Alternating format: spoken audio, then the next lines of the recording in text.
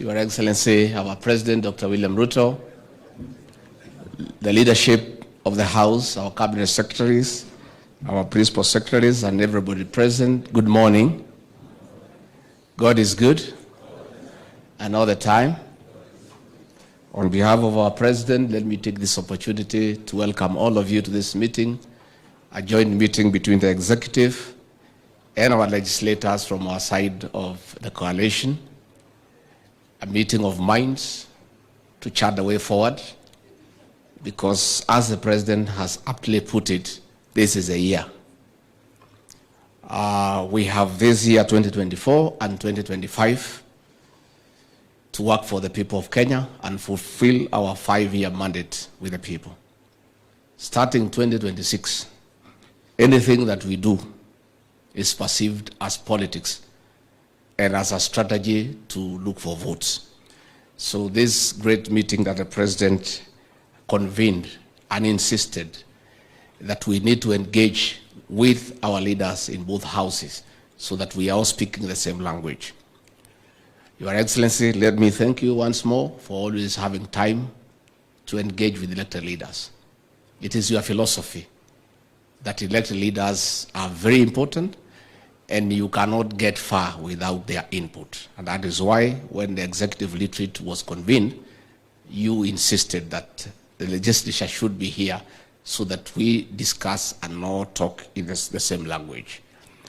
Before I invite the President, I just had two things that I wanted to say. One, I want to thank our members in both houses for the support and the commitment in making sure that our legislative agenda carries the day in Parliament.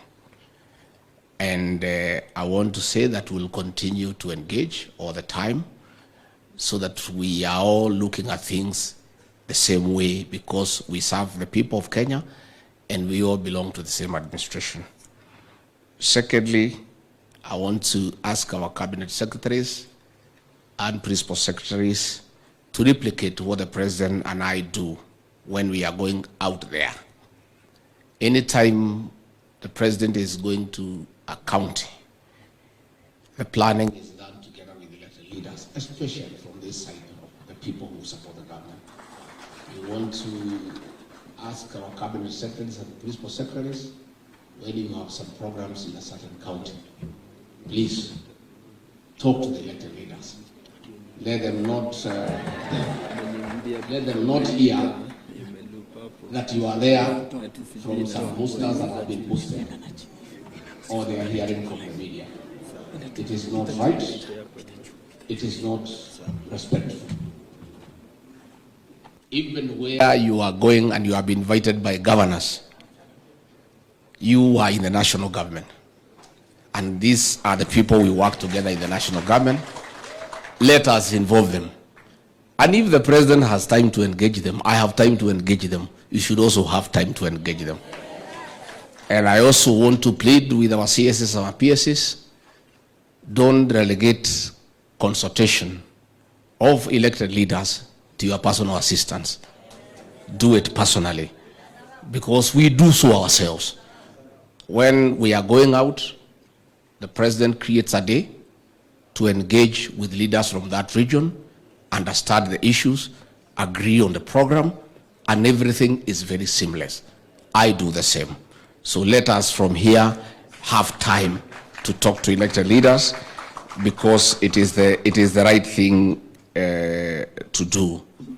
Again, we also want to ask the leadership of Parliament to also consider, much as you have the role to oversight government and call our ministers to Parliament, sometimes it becomes very difficult for us to work because our ministers are perpetually in the House, in different committees.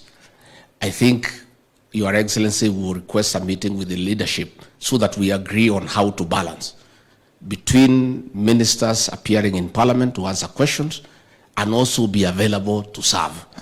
Because sometimes even we have cabinet committees, we are not able to prosecute our agenda because ministers are in out of Parliament. But I believe with some engagement with the leadership, we can agree on an acceptable way where we allow ministers to function at the same time they appear before Parliament.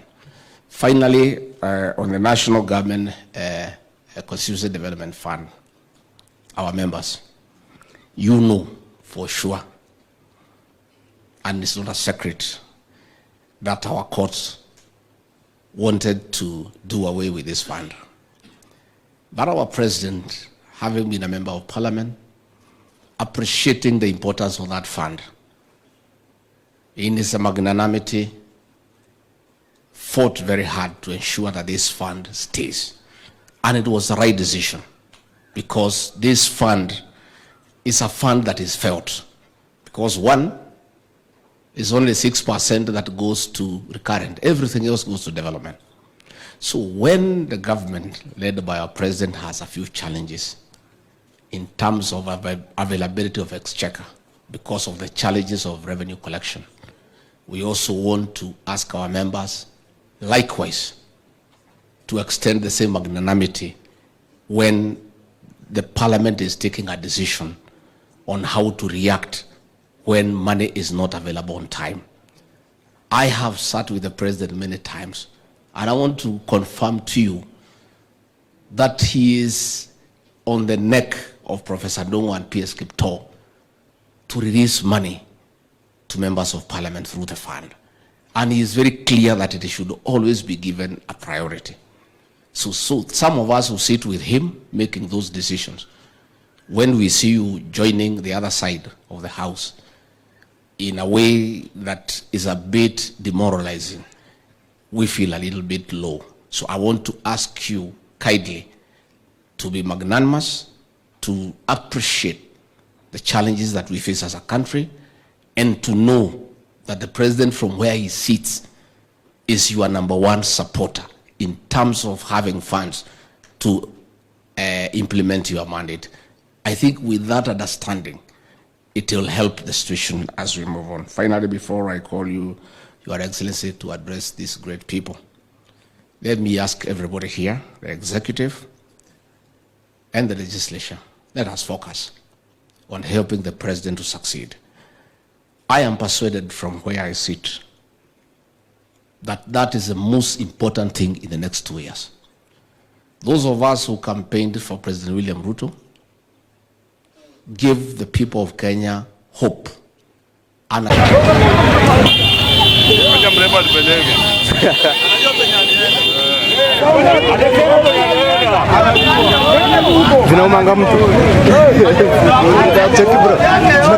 namba yangu ni 0794 931650 ni 0794 931650.